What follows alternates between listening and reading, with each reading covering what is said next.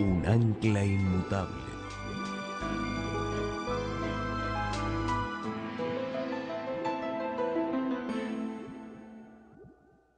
Vamos a inclinar nuestros rostros y vamos a pedir la bendición del Señor al estudiar su palabra en esta mañana.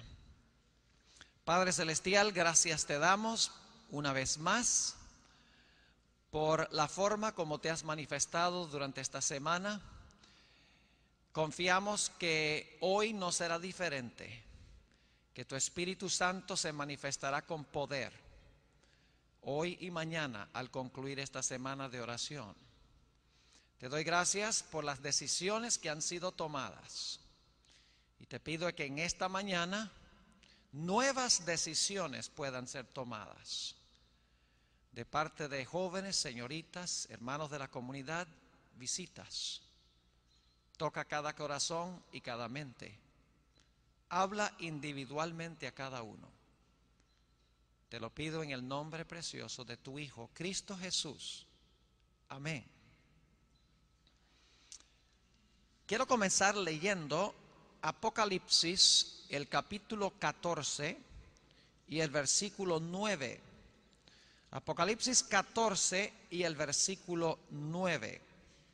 Y no voy a leer todo el mensaje del tercer ángel, lo hemos leído antes, pero hay un aspecto del versículo 9 que quiero subrayar esta mañana.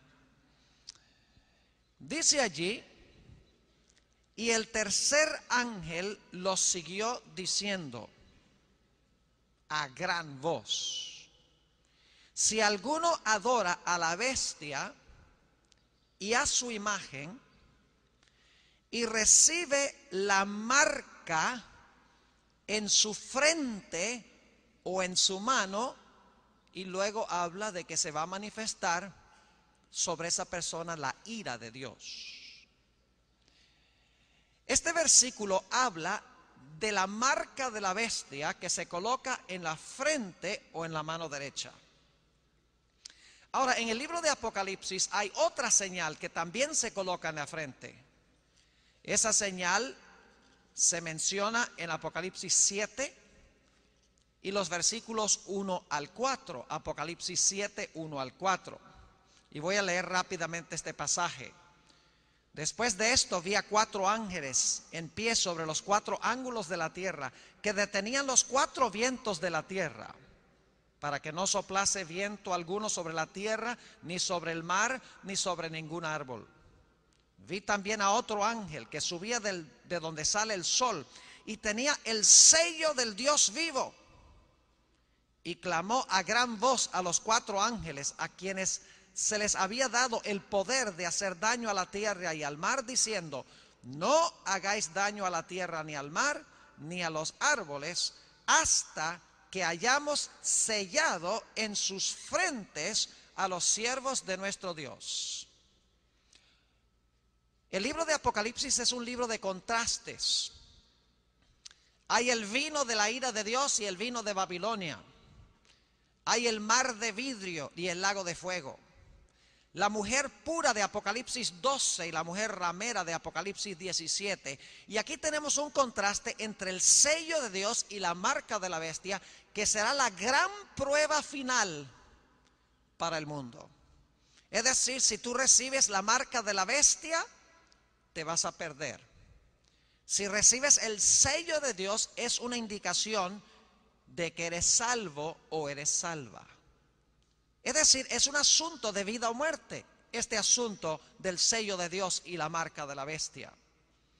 Pero inmediatamente nos preguntamos: ¿qué será el sello de Dios y qué será la marca de la bestia? Esta mañana yo quisiera estudiar este tema desde una perspectiva un poco distinta. Hay muchas formas de trazar este tema sobre el sello de Dios y la marca de la bestia, pero en esta mañana lo vamos a hacer regresando al libro de Génesis y mirando la primera prueba que Dios estableció para nuestros primeros padres en el huerto del Edén. Así que les invito a que vayan conmigo al libro de Génesis. Aquellos que están escuchando por radio, ojalá tengan sus Biblias en la mano, para que puedan leer lo que estamos trazando aquí, y los que están aquí en el auditorio pues pueden verlo en la pantalla porque no hay mucha luz. Génesis, el capítulo 2, y voy a empezar leyendo en el versículo 15 en un momento, pero antes de esto quiero subrayar un punto muy importante en el relato de la creación. Y es que en el relato de la creación se especifica que Adán y Eva no presenciaron ocularmente la creación de nada. Es decir, Adán y Eva no vieron a Dios crear absolutamente nada. El primer día cuando Dios hizo la luz no estaban por allí. El segundo día cuando Dios hizo el firmamento todavía no habían sido creados. El tercer día cuando Dios hizo la tierra seca, las plantas, los árboles, las flores, todavía no habían sido creados. El cuarto día cuando Dios hizo el sol, la luna y las estrellas, aún no habían aparecido Adán y Eva. El quinto día cuando Dios hizo las aves y los peces, Adán y Eva no habían sido creados. Aún el sexto día cuando Dios hizo las bestias terrestres, Adán y Eva no habían sido creados. Y luego Dios crea a Adán. Obviamente Adán no vio la creación del mismo. Y luego entonces cuando Dios crea a Eva, pone a dormir a Adán y luego crea a Eva. Es decir, Adán ni siquiera vio la creación de Eva. Lo que estoy tratando de decir es que Adán y Eva no tenían ninguna prueba absoluta de que Dios era su creador, de que Jesús era su creador. No habían visto nada. Tenían que aceptar que Jesús era el creador por fe, porque no habían visto con sus propios ojos la creación de nada. Es decir, tenían que aceptar por fe de que Jesús era el creador, porque Jesús les dijo que era el creador. Este es un dato muy importante para lo que vamos a estudiar en nuestro tema de esta mañana. Ahora sí vamos a Génesis 2 y quiero empezar la lectura en el versículo 15. Tomó pues Jehová Dios al hombre y lo puso en el huerto de Edén para que lo labrara y lo guardase. Y ahora noten en el versículo 16, Dios le va a dar a Adán y Eva un mandato positivo. Primero les dice lo que pueden hacer. Dice en el versículo 16, y mandó Jehová Dios al hombre diciendo, de todo árbol del huerto comerás. Primero un mandato positivo. Dios dice, todo árbol que está en el huerto es para tu uso personal, es para tu consumo personal. Puedes disfrutar de todos los frutos de todos los árboles. Es decir, Dios da un mandato positivo en cuanto a lo que se les permite. Todos los frutos de los árboles son para ellos. Pero luego Dios da un mandato negativo. Noten el versículo 17. Dice, mas del árbol de la ciencia del bien y del mal no comerás, porque el día que de él comieres, ciertamente morirás. Un mandato positivo. Todos los árboles son para tu consumo personal, para tu uso personal, pero hay un árbol que he reservado para mí, no es de ustedes. Y de ese árbol ustedes no pueden comer. Todos los árboles son de ustedes, menos uno que me he reservado para mí. Ahora, ¿a dónde quedaba ese árbol que probaba la confianza de Adán y Eva en Dios? En Génesis 3 y el versículo 3 encontramos el detalle exacto de dónde estaba ese árbol en el huerto del Edén. Dice en el versículo 2, para el contexto del capítulo 3, y la mujer respondió a la serpiente, del fruto de los árboles del huerto podemos comer, pero del fruto del árbol que está en medio del huerto, dijo Dios, no comeréis de él ni le tocaréis, para que no muráis. El árbol que probaba la fe de Adán y Eva se encontraba en el centro del huerto, es decir, en medio del huerto. Ahora yo quiero preguntar, ¿quién fue el que escogió el árbol del cual Adán y Eva no debían comer?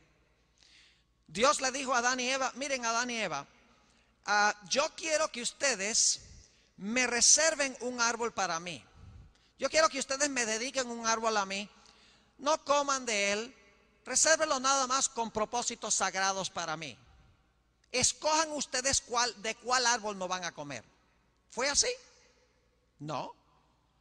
Dios no le dijo a Adán y Eva, escojan ustedes cuál árbol me van a dedicar. Dios mismo escogió el árbol, Dios mismo especificó el árbol del cual no debían comer. Ahora, cuando uno lee el relato aquí en Génesis, el capítulo 2, uno se lleva la impresión de que ese árbol que estaba en medio del huerto no tenía ninguna diferencia en realidad de todos los demás árboles. Es más, Elena White en el libro La historia de la redención dice que el árbol de la ciencia del bien y del mal se parecía a todos los demás árboles. No era más alto, no tenía una aureola de luz, no tenía frutos más grandes. Es decir, era un árbol común y corriente como los demás árboles. Lo que distinguía a este árbol de los otros árboles no era su apariencia externa. Lo que lo distinguía de los otros árboles es el hecho de que Dios dijo, no comerás de él. Ahora, otro dato interesante al leer este relato de Génesis, el capítulo 2, es que en realidad todos los árboles del huerto pertenecían a Dios. La Biblia dice que todo lo que Dios creó es de él, porque lo hizo. Es decir, todos los árboles del huerto eran de Dios. Pero este árbol era de Dios en un sentido especial. Es decir, este árbol pertenecía a Dios en un sentido especial por sobre todos los demás árboles. Aunque todos los árboles eran de Dios porque Dios los creó, este árbol estaba apartado con un propósito especial. Ahora, ¿por qué les dijo Dios a Adán y Eva que no comieran del árbol? ¿Cuál era la prueba? ¿Qué debían demostrar Adán y Eva al no comer de este árbol? En realidad, el propósito de no comer del árbol era para que Adán y Eva pudiesen confesar, absteniéndose del árbol, de que Dios era el verdadero Dios y su creador. Noten lo que dice Génesis, el capítulo 3 y el versículo 4 y 5.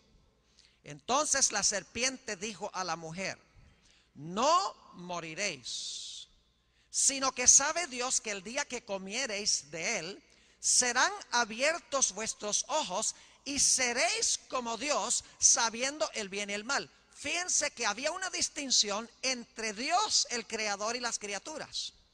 Pero Satanás está tratando de borrar la diferencia entre el creador y las criaturas. Le está diciendo a Adán y Eva, ese cuento de que Dios los creó a ustedes, no se crean ese cuento. Ustedes no tienen que pensar que son criaturas y que Dios es el único Dios. Dios comió de este árbol y se hizo Dios. Si ustedes comen del árbol también pueden ser Dios. Nada de este pesimismo de que ustedes son inferiores a Dios y que son criaturas y que Dios es el creador. Es decir, el propósito de abstenerse de comer del árbol era demostrar que Adán y Eva creían que Dios era el único Dios verdadero y que Dios era su creador. La prueba en el huerto del Edén era para ver si Adán y Eva confesaban al verdadero Dios creador y que ellos eran criaturas. Claro, Satanás para este tiempo había caído del cielo. Y Satanás odiaba a Dios y particularmente a Jesús. Porque la batalla en el cielo no fue primordialmente entre Dios el Padre y Satanás.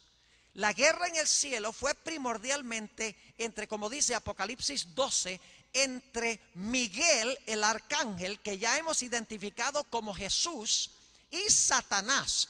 Es decir, Satanás sintió envidia de Jesús. Desde el comienzo Satanás odiaba a Jesús. Y por lo tanto Satanás tenía la intención de llevar a Adán y Eva a usar el árbol que Dios se había reservado para sí mismo.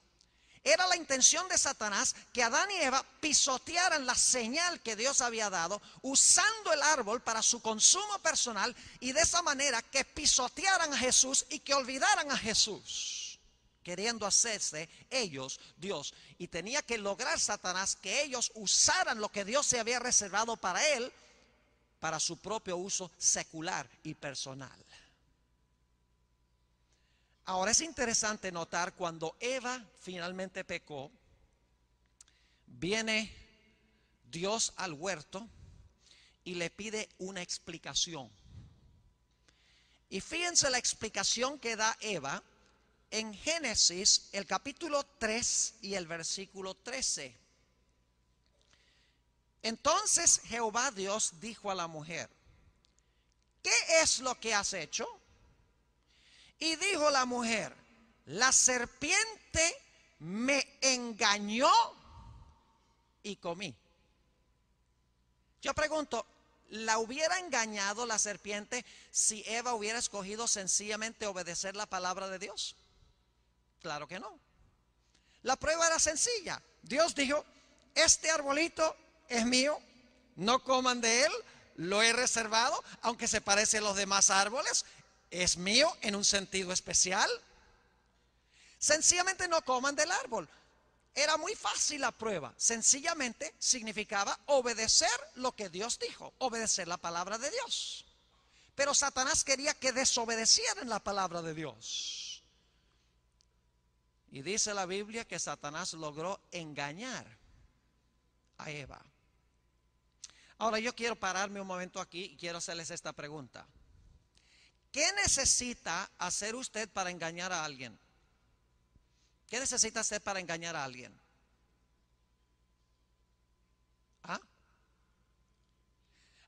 Siempre es la respuesta que me dan. Para engañar a alguien usted tiene que ¿qué? Tiene que mentir.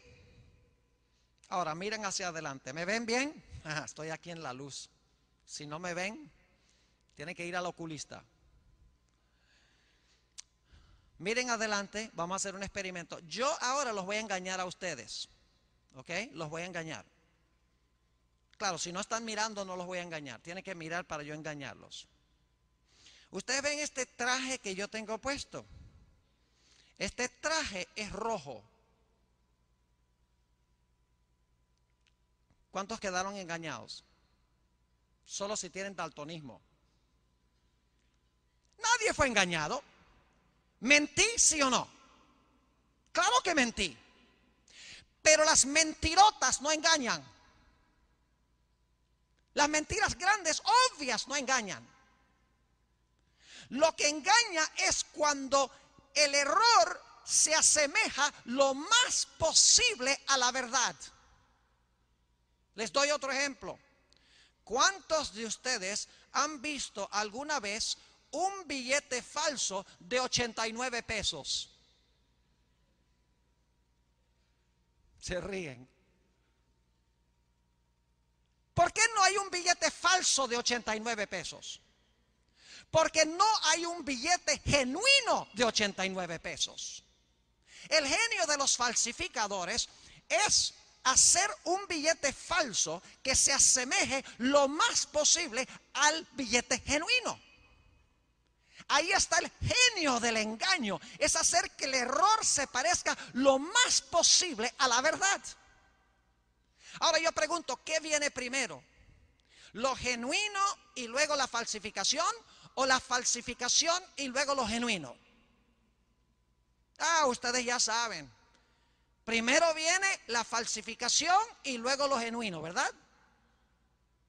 O sea, el gobierno dice, los falsificadores dicen, oye, hagamos un billete falso de 89 pesos. Y el gobierno dice, buena idea, hagamos uno genuino. Ustedes saben que no es así. Primero se hace lo genuino y luego más adelante viene la falsificación.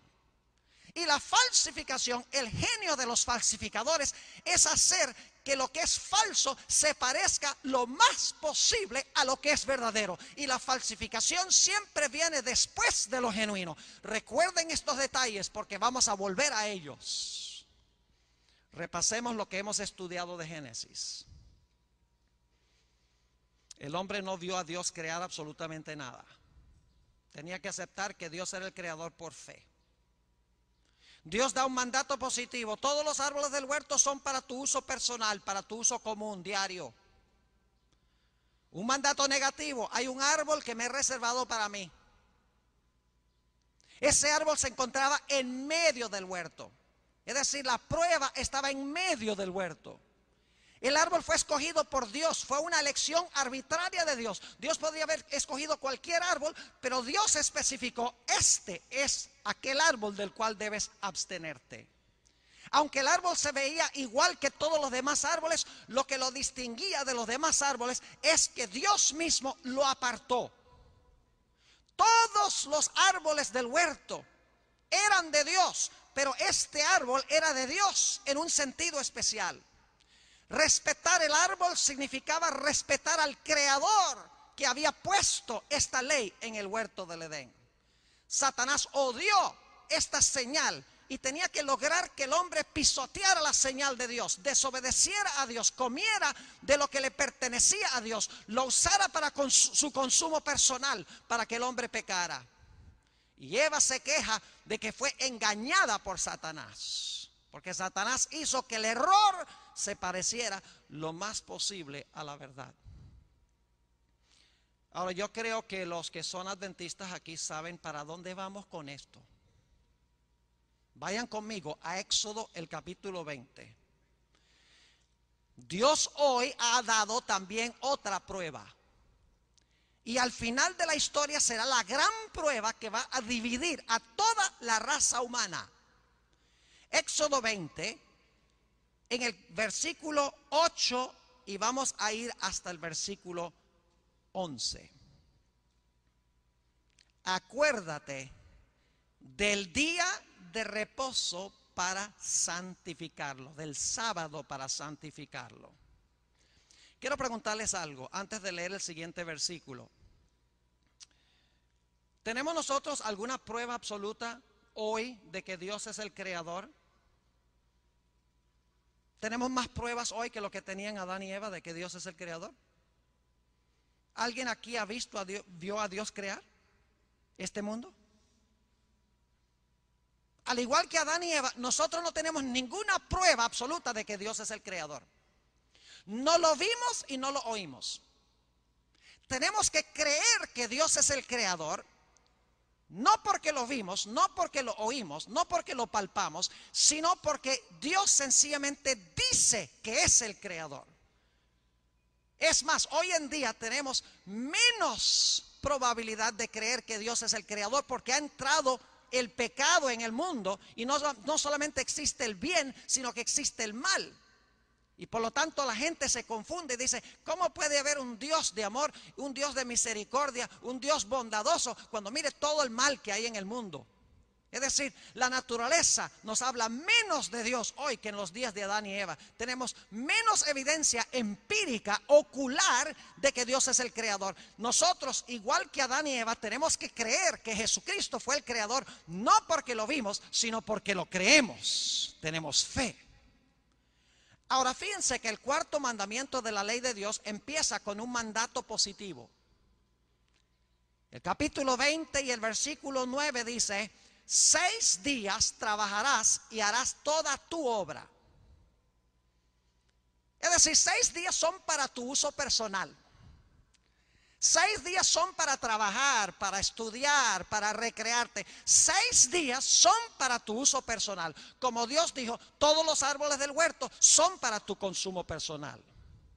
Pero luego quiero que noten que hay un mandato negativo después del mandato positivo.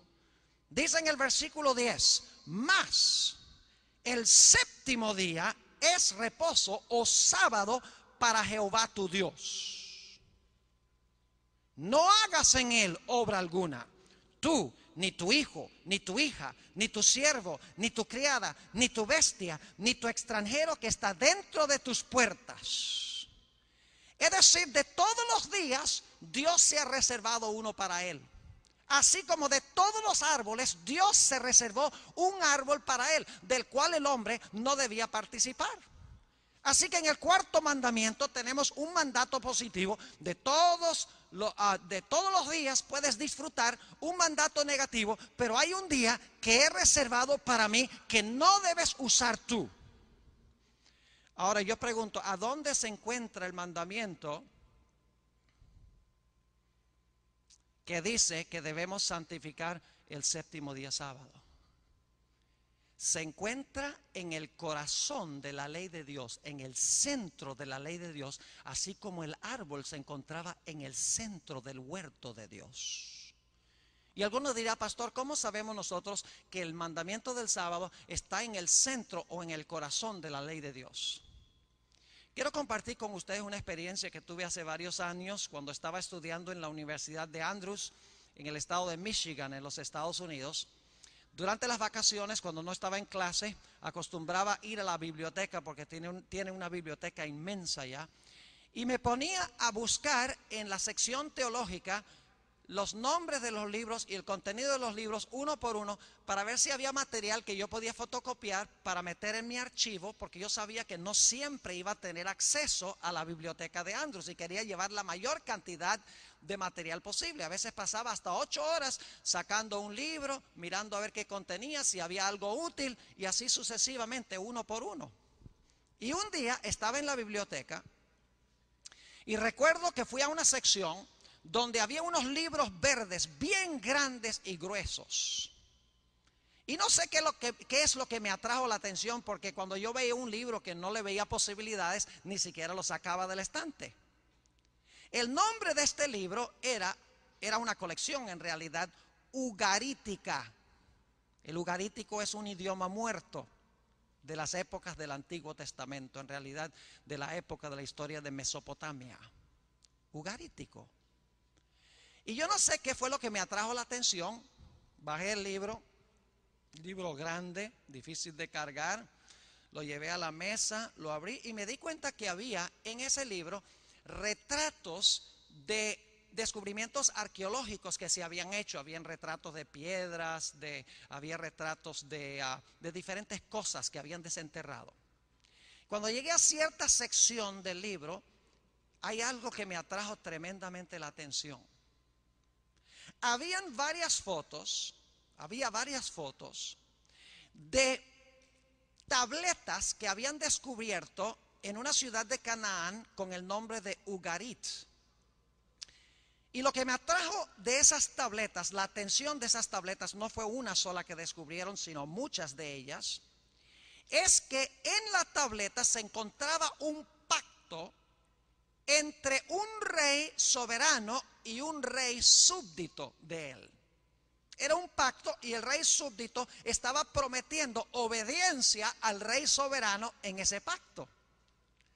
Lo que me pareció interesante es que estos pactos estaban escritos en tablas de barro y el material que estaba escrito al frente de la tableta estaba repetido, escrito lo mismo en la parte de atrás de la tableta. Imagínense, un pacto entre un rey soberano y su súbdito que promete obedecerle. El pacto está en tablas. Las tablas están escritas por ambos lados. Pero lo que especialmente me aterró fue ver que en todas las tabletas que tenían allí, que habían retratado, que habían excavado, en cada una de esas tabletas, en todo el centro de la tableta o de la tabla, se encontraba impreso, cuando el barro estaba suave, todavía estaba mojado, el rey tomó un sello bien grande y en todo el centro de la tabla imprimió el sello que autenticaba que este pacto en realidad era oficial de ese rey. Y yo dije, vaya interesante, un sello en todo el centro. Y dicho sea de paso, por eso escribían el mismo documento en la parte de atrás, porque cuando sellaban el documento en el centro, el sello borraba mucha de la escritura.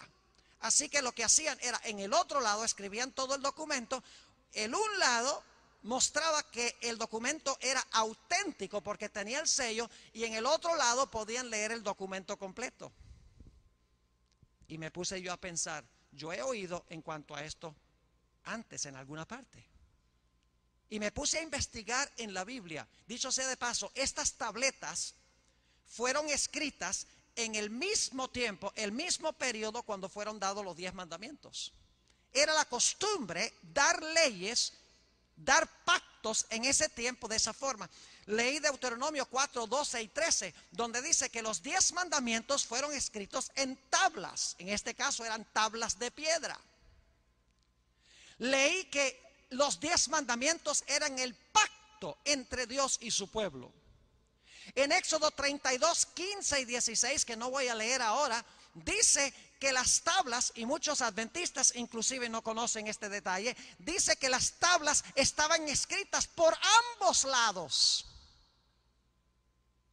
Lo cual significa que esperaríamos conseguir el sello que identifica al que dio ese pacto en todo el centro de los 10 mandamientos. Y el cuarto mandamiento es el único que tiene los elementos de un sello, porque en las naciones que escribieron esos pactos siempre estaba el nombre del que daba el pacto, siempre estaba el territorio sobre el cual gobernaba y siempre estaba el oficio que desempeñaba ese rey.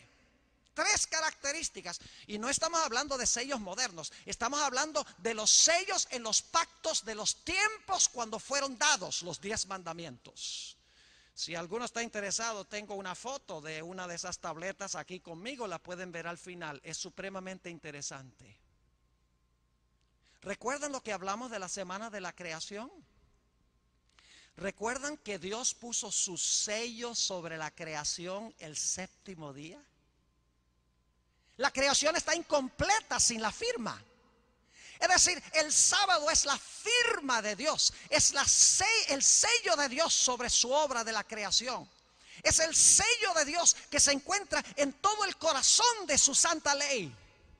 El único mandamiento que identifica el nombre, que identifica el oficio y que identifica el territorio de Jehová. Ahora yo pregunto, ¿quién escogió el sábado como día de reposo? Dios le dijo a Adán y Eva y nos dijo a nosotros, miren, ahí hay 7 días, escojan uno y dedíquenmelo. Así no fue. ¿Quién escogió el día? El día fue escogido por Dios.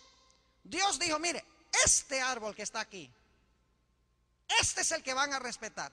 No le dio la opción al hombre de escoger cuál día, ni la opción de escoger cuál árbol. Dios escogió el árbol y fue una elección arbitraria. Dios podría haber escogido cualquier día, podría haber escogido el miércoles, el jueves, el domingo, cualquier día. Pero Dios, como escogió ese árbol específico, escogió ese día específico. La elección de Dios fue arbitraria. Ahora yo pregunto, ¿el sábado se parece a los demás días? El árbol de la ciencia del bien y del mal se parecía a los demás árboles. Yo pregunto, ¿el sábado se parece a los demás días? ¿Cuántas horas tiene el sábado? 23, ¿verdad? No, tiene 24. ¿El sol se levanta el sábado igual que todos los demás días? Claro que sí. ¿Usted se levanta de la cama el sábado y se acuesta también? Usted mira el sábado y el sábado no tiene ninguna diferencia de cualquier otro día. ¿Qué es lo que distingue al sábado de los otros días? El hecho de que Dios lo escogió y Dios lo apartó. ¿Qué era lo que distinguía a ese árbol en el huerto de todos los demás árboles? No su apariencia física, sino el hecho de que Dios lo escogió y Dios lo apartó. Ahora quiero preguntarles, ¿cuántos días pertenecen a Dios? ¿Cuántos días pertenecen a Dios? Solo el 7º, ¿no? No. Todos los días son de Dios. ¿Saben que hay personas que dicen, no, yo no guardo ningún día porque todos los días son de Dios? Y tienen razón, todos los días son de Dios. Pero no todos los días son santos. Todos los árboles eran de Dios, pero uno estaba apartado para Dios. Todos los días son de Dios, pero uno ha sido apartado para Dios. Se parecen, pero no son iguales. Ahora yo les quiero dar un ejemplo para que puedan entender lo que estoy diciendo mejor. ¿Cuánto de nuestro dinero pertenece a Dios? ¿Cuánto? Vamos a tomar un voto aquí. Estamos en un país democrático. ¿Cuántos de los presentes creen que todo nuestro dinero pertenece a Dios? Levanten la mano. Los que creen, levanten, no tengan miedo de levantar la mano. Es temprano, deben tener mucha energía. Veo muchas manos de todos los que creen que todo el dinero que tenemos pertenece a Dios. Por favor, pasen los diáconos para recoger la ofrenda. Barreríamos aquí hoy. Es cierto que todo nuestro dinero pertenece a Dios, pero yo pregunto, ¿cuánto de nuestro dinero es santo? 10%, el diezmo. Hay una porción que es especialmente apartado para Dios, aunque todo el dinero es de Dios. De la misma manera, todos los días son de Dios, pero hay un día que Dios ha apartado en forma especial. Es un día santo para Dios. Y tenemos que tener mucho cuidado de apartar lo santo de lo profano, de lo común, de lo secular. Hay una historia bíblica muy interesante. Y estas historias no nos gusta mucho estudiarlas porque dan una imagen de Dios donde decimos, uy, ¿cómo Dios puede hacer algo así? Lo que pasa es que tenemos que recordar que Dios no solamente es un padre amante, sino que Dios es un padre que espera que sus hijos le obedezcan. Cuando Dios dice esto es santo, Él espera que nosotros respetemos lo que es santo. Cuando Él dice esto es secular, Él espera que nosotros lo usemos de una forma secular. Hay que distinguir lo santo de lo común. Hay una historia en Levítico, el capítulo 10, muy interesante. La historia de los hijos de Aarón, Nadab y Abiú. Si ustedes leen Levítico 9, los últimos versículos, dice que Dios llovió fuego sobre los sacrificios en el tabernáculo en el desierto. Es decir, el fuego que cayó y que consumió los sacrificios vino del cielo. Era fuego santo, porque Dios lo llovió. Y Dios le dijo a los sacerdotes, cuando ustedes vayan a tomar fuego para mezclarlo con el incienso y llevarlo al lugar santo para presentarlo en el altar del incienso, asegúrense que siempre lleven el fuego de este altar, fuego santo. No me lleven ningún otro fuego, no me lleven fuego común, fuego santo. Pero la Biblia dice que Nadab y Abiú, los hijos de Aarón, habían tomado vino. Y el vino había entorpecido sus sensibilidades. ¿Recuerdan lo que estudiamos anoche? El vino que emborracha a las naciones, que no les permite entender la verdad. ¿Cuántos de ustedes han tratado de darle alguna vez un estudio bíblico a un borracho? Es prácticamente imposible. Así pasa cuando se trata de hablar de la verdad de Dios a la gente que está ebria con el vino de Babilonia, con las enseñanzas de Babilonia. Les resulta difícil aceptarlas porque están espiritualmente ebrios. Y estos dos sacerdotes del Dios vivo estaban ebrios y no pudieron distinguir entre lo santo y lo común. Y dice la Sagrada Escritura en Levítico 10, 1 y 2, que Nadab y Abiú tomaron fuego extraño, es decir, fuego común, fuego de uso diario, y lo llevaron en sus incensarios para presentárselo ante Dios. Fuego común, ofreciéndolo como si fuera santo. Y cuando Nadab y Abiú entraron al santuario, Dios les dijo, Nadab y Abiú, gracias por haber venido esta mañana. A mí no me interesa qué fuego traigan, fuego es fuego. No, señor. Dios se ofendió. Y dice la Biblia, y esto es terrible, dice la Biblia que salió fuego del santuario de Dios y consumió a Nadab y Abiú en el acto. Y en Levítico 10, 9 al 11, luego Dios le dice a los sacerdotes, asegúrense que cuando vengan a servir en el santuario, no beban bebida fuerte, para que puedan distinguir entre el bien y el mal, y para que puedan enseñarle a mi pueblo todos los estatutos de Jehová.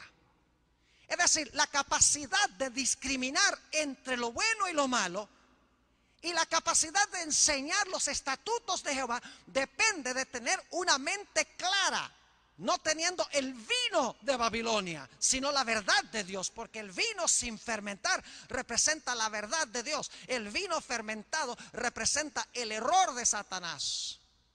Ahora yo quiero preguntarles, Nadab y Abiú tomaron fuego común y se lo ofrecieron a Dios como si fuera santo. ¿Cómo creen ustedes que se siente Dios hoy cuando tomamos un día común de trabajo como el domingo?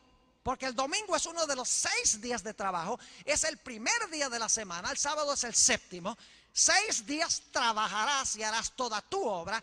¿Cómo se siente Dios cuando tomamos un día común de trabajo y se lo presentamos a Dios como si fuera santo? Si Dios acepta eso, entonces va a tener que pedirle perdón a Nadab y Abiú. Porque si no aceptó algo común como si fuera santo allá, ¿qué nos hace pensar que Dios va a aceptar un día común de trabajo y se lo ofrecemos a Dios como si fuera santo? ¿Cómo creemos que Dios va a aceptar un arreglo tal? Ahora, si la gente no conoce eso, esa es otra cosa. Pero Nadab y Abiú conocían lo que Dios había dicho. El pecado está en el que sabe hacer lo bueno y no lo hace, dice la Sagrada Escritura. Así que todos los días son de Dios, pero uno es santo. Ahora, ¿cuál es el propósito por el cual Dios dio el sábado? ¿Qué confesamos nosotros cuando guardamos el sábado? ¿Qué estamos anunciando cuando guardamos el sábado? Cuando Adán y Eva respetaron el árbol, estaban confesando de que Dios era el verdadero Dios y el creador. Note lo que dice Éxodo 20 y el versículo 11. ¿Qué hacemos nosotros cuando guardamos el sábado? Hacemos lo mismo que Adán y Eva en el huerto del Edén. Dice en Éxodo 20 y el versículo 11, la razón por la cual Dios dio el sábado. Dice, porque en 6 días hizo Jehová los cielos y la tierra, el mar y todas las cosas que en ellos hay, y reposó en el 7º día. Por tanto, Jehová bendijo el día de reposo y lo santificó. Y el libro de Ezequiel, el capítulo 20 y el versículo 12 y el versículo 20 dice que guardando los sábados de Dios, estamos reconociendo que Él es Dios, que Él es creador del cielo y de la tierra. Y claro, Satanás odia el sábado, porque el sábado nos recuerda a su enemigo, Jesús. Y Él quiere que la gente olvide el día de Jesús para que olviden a Jesús. Y por eso, como logró que Adán y Eva pisotearan, por así decirlo, el árbol de Dios, está logrando hoy en día inclusive que el mundo cristiano pisotee el día que Dios ha escogido como reconocimiento de que Él es el creador y que es el verdadero Dios. Serio lo que estamos hablando esta mañana.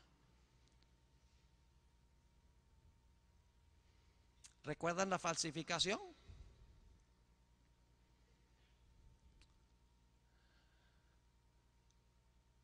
¿El sábado se parece a los demás días? Sí.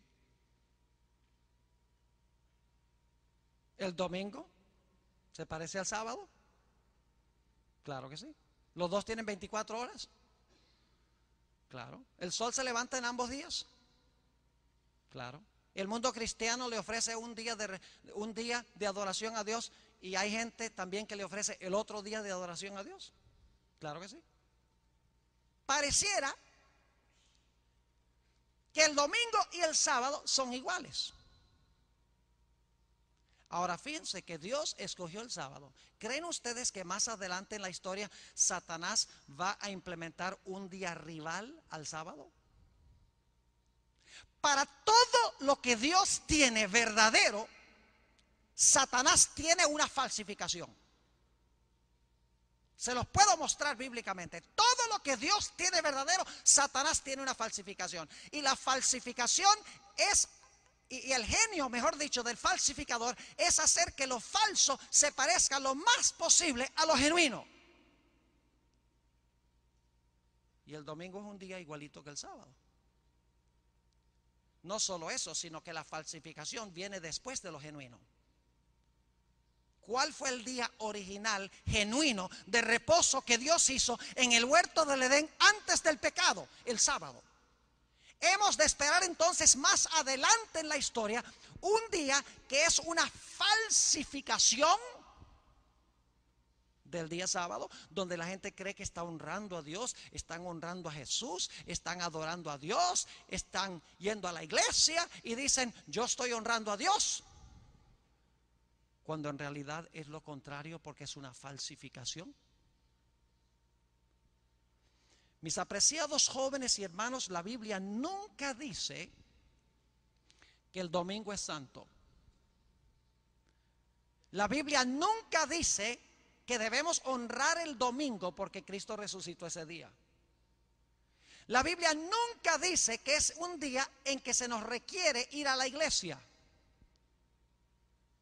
La Biblia es clara, desde Génesis a Apocalipsis, que Dios ha escogido un día, el sábado, para que nosotros lo guardemos en comunión con Él y de esta manera confesemos que Él es el creador del cielo y la tierra. Y en la Biblia el sábado es el sello de Dios. Y si el sábado es el sello de Dios, no tenemos que usar mucho nuestra imaginación para saber qué es la marca de la bestia. Ahora, ¿cuál era la penalidad de quebrantar el sábado? De comer del árbol. ¿Cuál era la consecuencia que Dios dijo? El día que de él comieres, ¿qué? Morirás. ¿Cuál era la penalidad para aquellos que adrede pisoteaban el sábado? Éxodo 31:15 dice que el que pisotee el sábado adrede y no lo santifique morirá. Y algunas personas usan argumentos un poco capciosos para indicar de que no debemos guardar el sábado. Por ejemplo, dicen, si tú dices que se debe guardar el sábado, entonces tú tienes que apedrear y matar al que no lo guarda, porque la ley de Moisés decía que se debía matar al que guardaba el sábado, al que no guardaba el sábado. Entonces, si quieres decir que hay que guardar el sábado, tienes que aplicar la pena de muerte a los que no lo guarden. Suena muy factible. Pero el problema es que la ley mosaica también dice que cualquier persona que fuera descubierta en adulterio también habían que apedrearlo. Entonces significa que porque hoy no apedreamos a la gente por adulterio, ¿significa que está bien adulterar? Claro que no. Porque hoy la gente no guarda el sábado y no los apedreamos, ¿significa que podemos pisotear el sábado? En absoluto. Lo que pasa es que hoy vivimos en un sistema diferente, no vivimos en una teocracia donde Dios es el gobernante absoluto y directo de su pueblo. Pero algún día los que insistan en pisotear la señal conmemorativa de Dios a sabiendas, teniendo la luz y el conocimiento de Dios, dice la Sagrada Escritura que sufrirán la muerte, y no la muerte cualquiera, sino la muerte segunda. Quiero terminar en esta mañana yendo a Isaías 66, un pasaje que ya leímos durante el transcurso de esta semana. Quiero leerlo de nuevo. Isaías 66 y el versículo 22. Dice, porque como los cielos nuevos y la nueva tierra que yo hago permanecerán delante de mí, dice Jehová, así permanecerá vuestra descendencia y vuestro nombre. Y de mes en mes, y de día de reposo en día de reposo, es decir, de sábado en sábado, vendrán todos a adorar delante de mí, dijo Jehová. Por eso el primer ángel te llama a adorar al Creador. Si tú recibes el mensaje del primer ángel que dice adorad a aquel que hizo el cielo, la tierra, el mar y las fuentes de las aguas, si tú recibes ese mensaje, nunca vas a recibir la marca de la bestia, sino que vas a recibir el sello de Dios que se encuentra en el centro de su ley. Vas a recibir la firma de Dios en tu vida. que Dios puso sobre su obra de la creación. Ahora alguno dirá, bueno, pastor, pero eso está en Isaías. Isaías era para los judíos. Bueno, yo me pregunto, ¿cuántos cielos nuevos y tierra nueva puede haber? Esta es una profecía del futuro, como los cielos nuevos y la tierra nueva que yo hago, dice Dios. ¿Cuándo se cumple eso?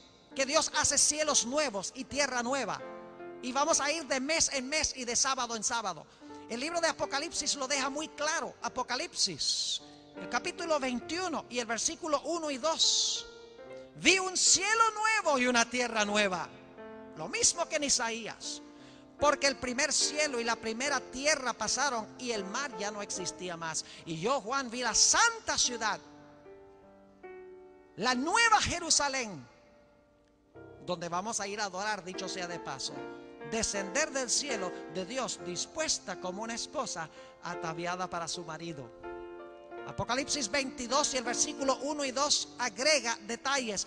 Después me mostró un río limpio de agua de vida, resplandeciente como cristal, que salía del trono de Dios y del Cordero. En medio de la calle de la ciudad y al uno y otro lado del río estaba el árbol de la vida, que produce 12 frutos, dando cada mes su fruto, y las hojas del árbol eran para la sanidad de las naciones. Fíjense que vamos a ir de mes en mes para comer del fruto del árbol de la vida, y vamos a ir de sábado en sábado para adorar delante de Dios, porque el sábado va a conmemorar la nueva creación de los cielos y de la tierra.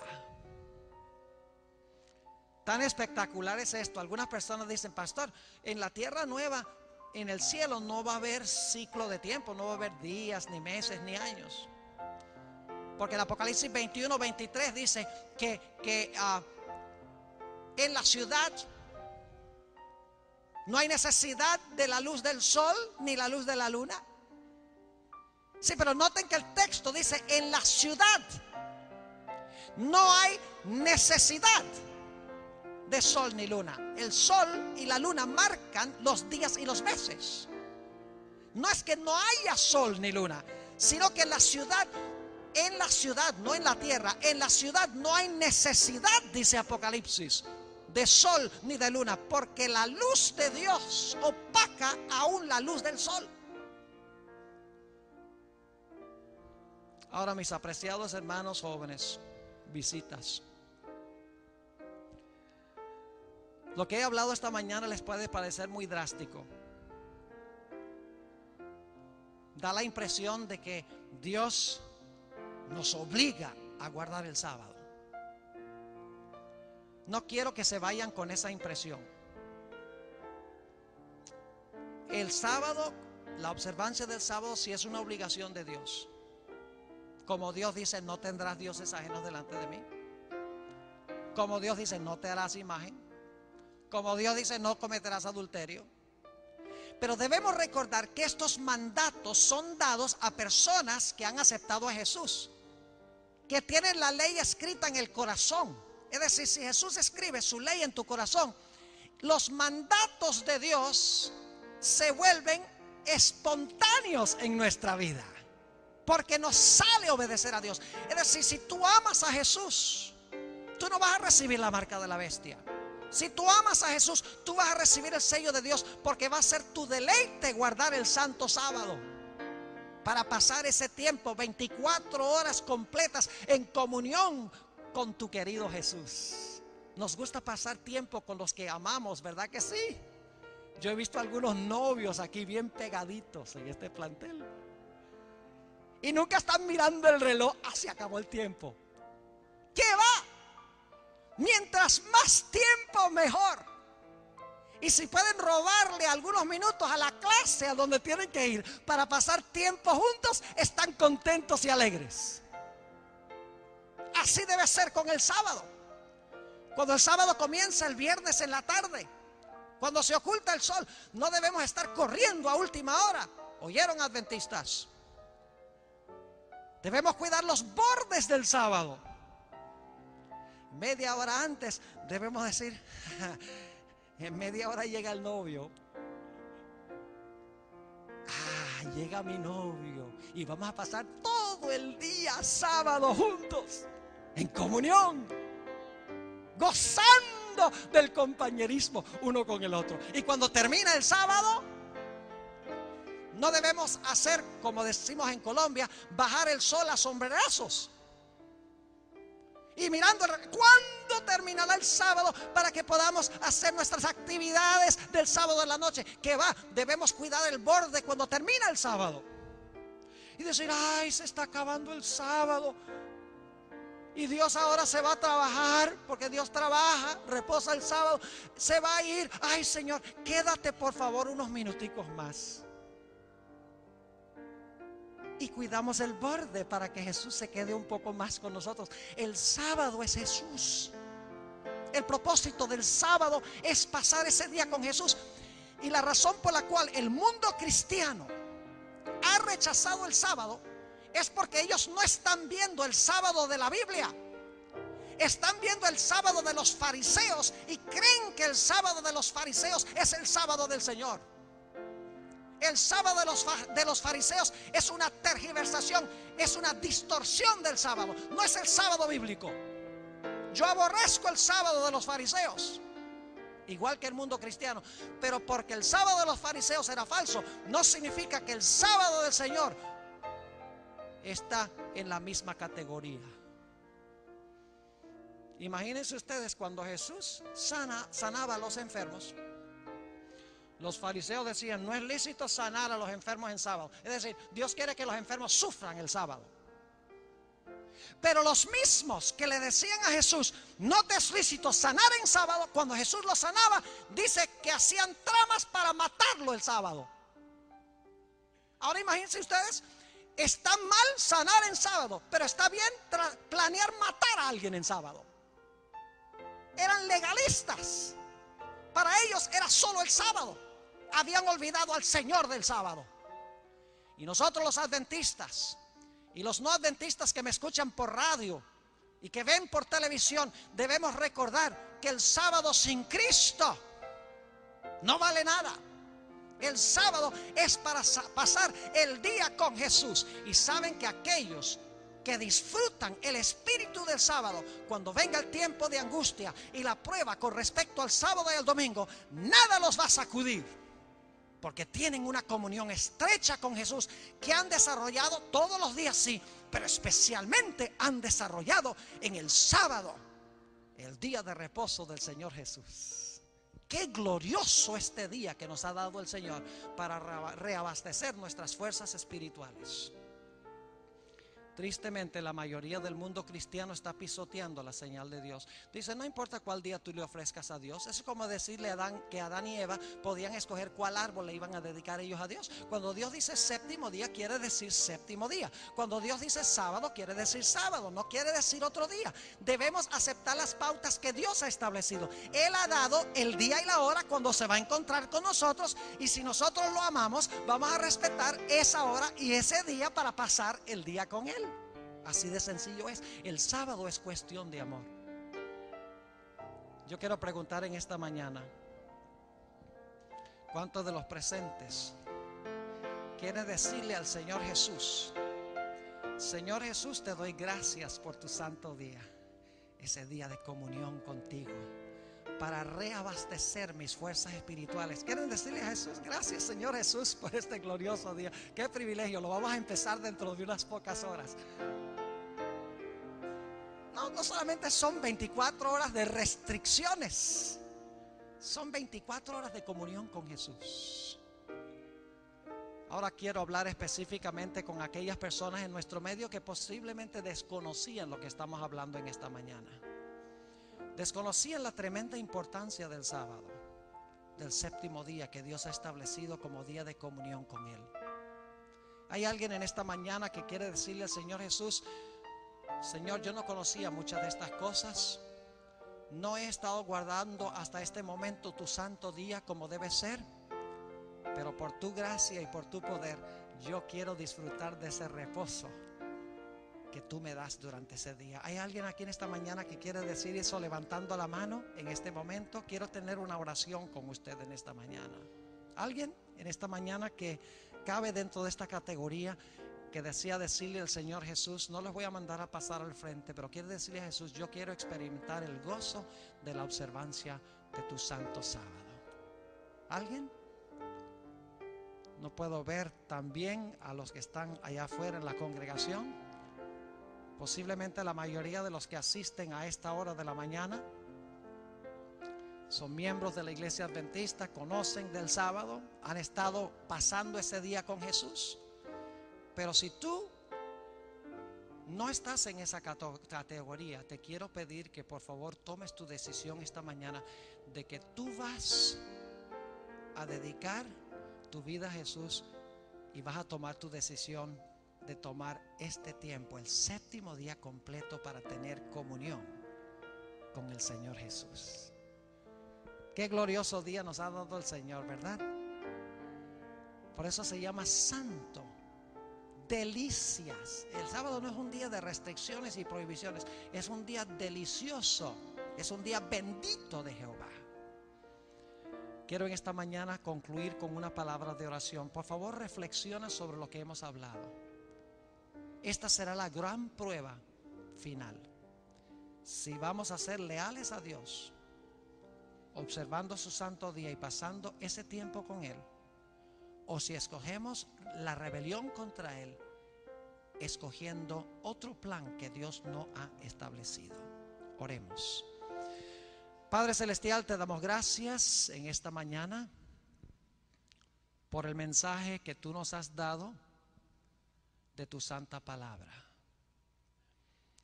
Señor, te damos gracias por el sábado, donde cada semana podemos tomar 24 horas completas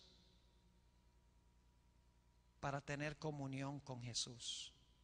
Oh Señor, necesitamos reabastecer nuestras baterías espirituales. Por eso tú hiciste este día. Señor, te pido que los adventistas reunidos aquí podamos tener un concepto más claro del sábado. Muchas veces hacemos el sábado lo que no debemos.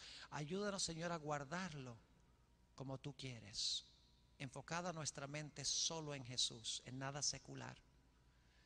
Y Señor, aquí reunidas en esta mañana hay personas que no han estado guardando tu santo día, no han guardado tu sábado, no conocían la importancia, posiblemente han bebido el vino de Babilonia. Te ruego, Señor, que tú ayudes a estas personas a tomar la decisión de experimentar el gozo de pasar este día con Jesús. Te doy gracias, Señor, porque cuando venimos a ti con fe, nos acercamos a tu trono, tú nos oyes y nos respondes. Te pido, Señor, que respondas esta plegaria, porque te lo pido en el precioso nombre de Cristo Jesús, tu Hijo. Amén.